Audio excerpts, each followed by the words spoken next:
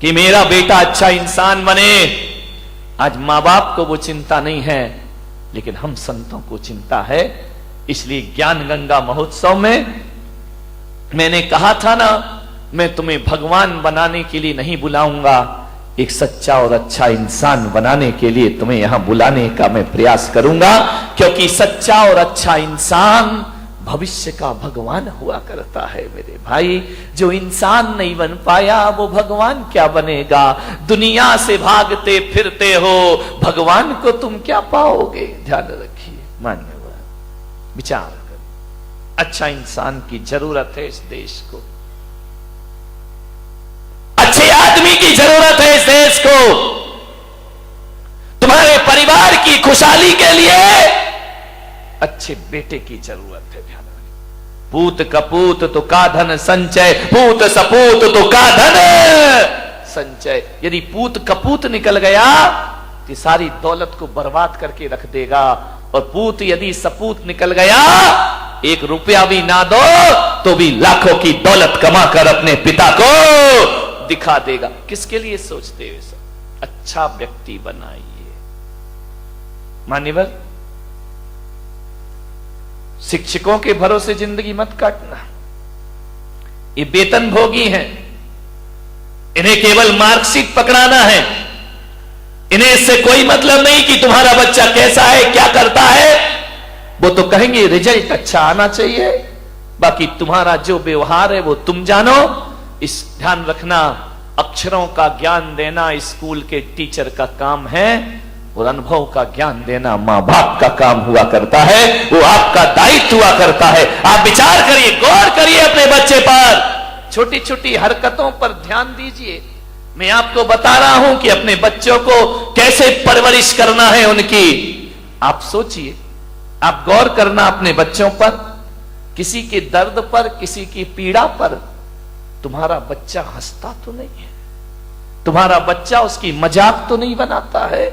यदि मजाक बनाता है, रोक दीजिए उसे वहीं पर। किसी के दर्द पे मुस्कुराना मत सीखो मेरे भाई। कोई भूखा यदि तुम्हारे घर में है, यदि कोई दो बच्चे खाना खा रहे हैं, तो आप प्रवृत्ति पर ध्यान रखना, वो अपनी रोटी उसे देता है या नहीं देता है। यदि नहीं देता है तो आज से तुम्हें उसे अच्छे संस्कार देने का प्रयास करना पड़ेगा। यदि तुम्हारा बच्चा अपनी रोटी तो रखता ही है अपने पास, लेकिन दूसरे की रोटी भी अपने पास लाता है, तो समझना ये भारत के लिए बहुत खतरनाक व्यक्ति बनेगा। ये समाज और परिवार की कलह में कारण बनेगा। ये तुम्हारे दुखों का आमंत्रण बनेगा।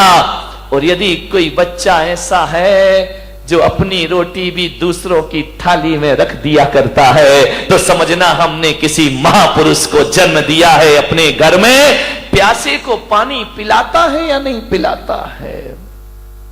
तुम्हारा बच्चा दूसरों का सामान छीनने को तो नहीं रोता है। तुम्हारा बच्चा दूसरों से तमीज से बात करता है या नहीं करता है। वह बड़ों को बड़ों जैसा सम्मान देता है या नहीं देता है। आज तो छोटा है तो लाड़ प्यार में आपको बड़ा अच्छा लगता है, लेकिन कल जब ये बड़ा हो जाएगा तुम्हारे लिए खतरा बन करके खड़ा हो जाएगा। ध्यान रखिए, आज अच्छा लगता है। विचार करिए, आप अपने बच्चे, मेरे पास लोग आते हैं, मैं छोटे बच्चे से पूछता हूं, बेटा नमोकार मंत्र आता है? बच्चा बोलता है नहीं आता है। तो मैं माँ बाप की तरफ देखता हूं, माँ बाप की नजरें झुक जाया करती हैं। मैं कहता हूं कि बेटा 24 तीर्थंकरों के नाम आते हैं, बच्चे को नहीं आते हैं। उससे मैं पता लगा लेता हूं ये घर संस्कारित है या नहीं है, ये घर धार्मिक है या नहीं है। आपके घरों में जब मैं आहार लेने जाता हूं, अभी तो नहीं गया बारामती में किसी के यहां, जाऊंगा, चिंता मत करो, सबके घर में रेट पड़ेगी। ध्यान रखना, सबके घर में ध्यान रखना, जांच बैठेगी। मैंने जो 1 महीने चिल्लाया है उसका क्या रिजल्ट आया है। जब मैं आहार लेने के लिए तुम्हारे घर जाता हूं और देखता हूं कि जूता कहीं पड़ा है, बैग कहीं पड़ा है, बच्चे की यूनिफॉर्म कहीं पड़ी है, आपके बिस्तरों में सलवटें पड़ी हैं, मैं समझ जाता हूं ये घर संस्कारित नहीं है। और आपका घर यदि व्यवस्थित जमा हुआ है तो मैं समझ जाता हूं कि मां बाप के अंदर संस्कार है और इनकी औलाद भी संस्कारित पता लग जाता है। ध्यान रखना, शिखर से पता चलता है समाज कितनी धार्मिक है, और घरों से पता चलता है ये परिवार कितना संस्कारित है और कितना सभ्यता वाला है। एक गिलास पानी मंगाओ, बच्चा गिलास लाए और 2 उंगली गिलास के अंदर हो, समझना संस्कारित घर नहीं है। ध्यान रखिए, मेहमान आए बच्चे भाग जाए, उनका अभिवादन ना करें तो संस्कारित घर नहीं है। ध्यान रखिए, आपकी पूजा पाठ से मैं पता कर लेता हूं। चौके में पूजा होती है, आहार के पहले थाली भरी है, 4-4 दाने चढ़ा रहा है, भरी थाली चढ़ाया नहीं जा रहा है, तो इसका मतलब ये समझो कि इसकी वृत्ति कंजूस की वृत्ति है। ये आदमी उदार भावों से पूजा नहीं करता है, ये आस्था भाव से पूजा नहीं करता है। चरण प्रक्षालन करते हो, जग भर के पानी लाते हो, 2 बूंद डालते हो, जग वापस ले, क्यों वापस ले जा रहे भाई? नल नहीं आ रहे क्या तुम्हारे यहां, या सूखा पड़ा है या पानी नहीं है? अरे कुछ दिन तो ऐसा हो जाएगा यदि ये प्रवृत्ति चलती रही तो अगली बार तो आदमी आई ड्रॉप लाएगा, 2 ड्रॉप डालेगा, तेरे चरणों की धूल बाबा चंदन गुलाल। ये प्रवृत्तियां हैं, आहार में आपकी प्रवृत्ति देखी जाती है। ध्यान रखना, कैसे दे रहे हैं आप, दाल कैसे दे रहे हैं आप, सब्जी कैसे दे रहे हैं। ध्यान रखना, कंजूसों के हाथ से छूटता नहीं है, और जो उदार होता है वो उदार वृत्ति से महाराज और ग्रहण करिए और ली। खाना महाराज तो उतना ही लेंगे जितना उन्हें लेना है, लेकिन उससे आपकी प्रवृत्तियां पता चल जाएंगी। 4 महिलाएं सुबह से काम कर रही हैं मन चौके में, एक ऐसी आएगी, एक धक्का इधर दिया, एक धक्का उधर दिया, आगे खड़ी, काम आम कुछ करना नहीं है, समझना ये झगड़ालू औरत है। ध्यान रखना, ये नेतागिरी ज्यादा जानती है, ये राजनीति ज्यादा जानती है, काम कोई कर रहा, नाम खुद कमा रही है, ये राजनेता होते हैं। ध्यान रखना, ये कल्याण नहीं करे, ये कोई खुशहाल जीवन नहीं बना सकते हैं अपना। कई ऐसे होते हैं बिल्कुल शांत रहते हैं, काम भी करते हैं लेकिन आवाज नहीं किया करते हैं, चुपचाप शांत खड़े हैं, सुबह से मेहनत करते हैं लेकिन कोई धक्का नहीं मारते हैं।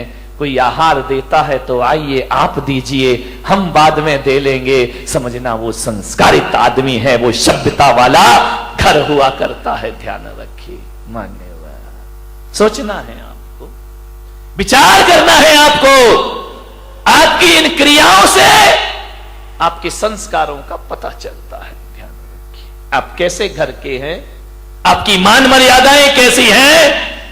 आऊंगा मैं अभी तुम्हारे घरों में पर्यूषण के बाद, सबको रिजल्ट देने के लिए कि तुम क्या कैसे हो, तुम पंडाल में कैसे दिख रहे हो, घर में पता पड़ेगा कि तुम्हारी जिंदगी क्या हुआ करती है। पंडाल में तो सब सज धज के बैठे हैं मजे से टिप टाप। यदि इतने लोग सुधर जाएं तो मोदी को इतनी मेहनत काहे को करना पड़े मेरे भाई, देश का कल्याण कब का हो जाएगा। ध्यान रखिए, संस्कारों का। मैं ब्रह्मचारी था अहमदाबाद में, 93 की बात है। मैं एक के घर में भोजन के लिए गया, उन्होंने कहा ब्रह्मचारी जी पधारिए, भोजन ग्रहण करिए। मुझे बिठाया गया, मां रोटी बना रही थी। अब ब्रह्मचारी को तो 1-2 ही लोग देते हैं, महाराज थोड़ी है कि लाइन लग रही है। मां रोटी सेक रही है, बेटी से कहा ब्रह्मचारी जी को भोजन परोसो। बेटी ने भोजन परोसा मेरी थाली में। नमक रखने का समय आया और जैसे ही बच्ची ने नमक रखा, मां की निगाह पड़ी, उसने एक बेलन उसके हाथ में मारा, लड़की का हाथ झंझना गया। मैंने कहा भाई ये क्या बात है, ये मैं भोजन कर रहा हूं कि यहां तो महाभारत चल रही है। फट से लड़की कुछ ना बोली, ना लड़की रोई, ना लड़की चीखी, कुछ नहीं, चुपचाप रही। उसने व्यवस्था बदल दी। आहार के बाद मैंने पूछा, मेरा तो मौन था, मैंने कहा मैं आपके यहां भोजन को आया, आपकी लड़की इतने प्यार से परोस रही थी, आपने उसे बेलन क्यों मार दिया? बोले ब्रह्मचारी जी, इस लड़की को मैंने 10 बार समझाया कि थाली में नमक कहां रखते हैं और सब्जी कहां रखते हैं, ये आज फिर भूल गई। तो जब ये समझाने से नहीं समझी तो मुझे बेलन उठाना पड़ा। और आप जानते हैं मैंने एक शब्द भी नहीं बोला और एक बेलन ने नमक कहां रखना चाहिए वहां व्यवस्था इसकी करा दी, अपने आप इसने उठाकर रख दिया। अब इसे जिंदगी भर याद।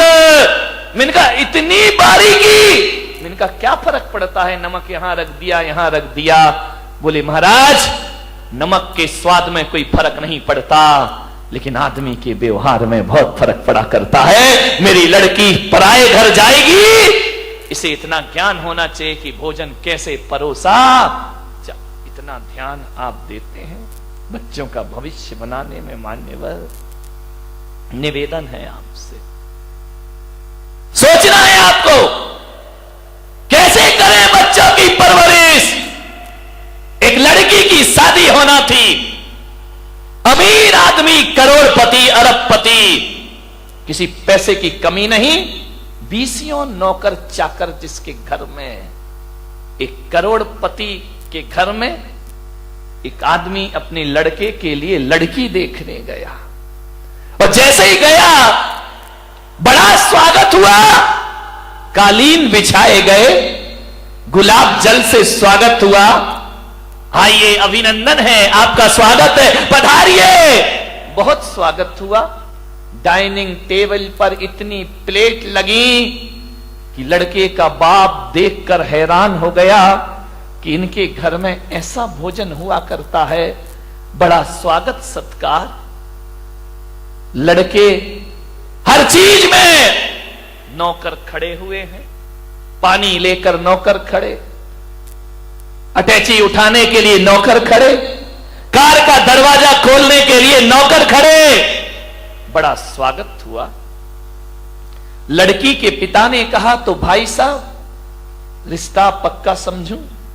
लड़के के पिता ने कहा घर जाके जवाब दूंगा। अरे बोले क्या पसंद नहीं आया?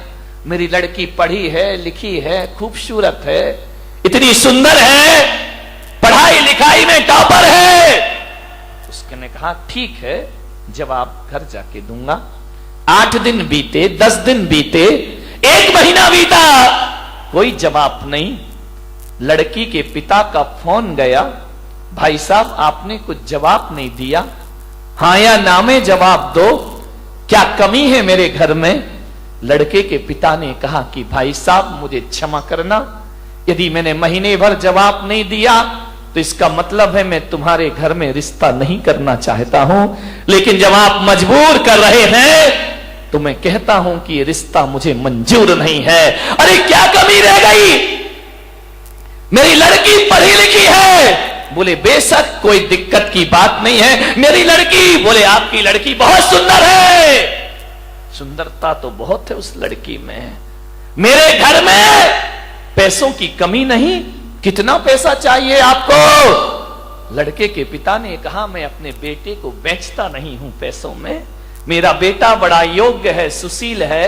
और रही दौलत की बात, तो दौलत की कमी तो मेरे घर में भी नहीं है। यदि ये करोड़पति के घर रिश्ता लेके पहुंचा था तो मैं कोई खाकपति तो नहीं होऊंगा ना मेरे भाई, मेरे पास भी पैसा है। तो उसने कहा भाई साहब जरा ये बता दो ऐसी कौन सी बात है जिससे आप शादी नहीं कर रहे? बोले बस एक बात मेरे सीने में चुभी है, इसलिए मैं तुम्हारी बेटी से शादी अपने लड़के की नहीं करूंगा। बोले कौन सी बात चुभी है? बोले जहां पानी भी नौकरों के द्वारा परोसा जाता हो, जहां भोजन भी नौकरों के द्वारा परोसा जाता हो, जहां सब व्यवस्थाएं नौकरों के द्वारा होती हो, अरे उस घर की लड़की लाके मैं अपने घर को बर्बाद नहीं करना चाहता हूं। अरे मुझे तो वो लड़की चाहिए जो अपने हाथ से खाना बनाना जानती हो और अपने हाथ से अपने द्वारा लोगों का अभिवादन करना जानती हो।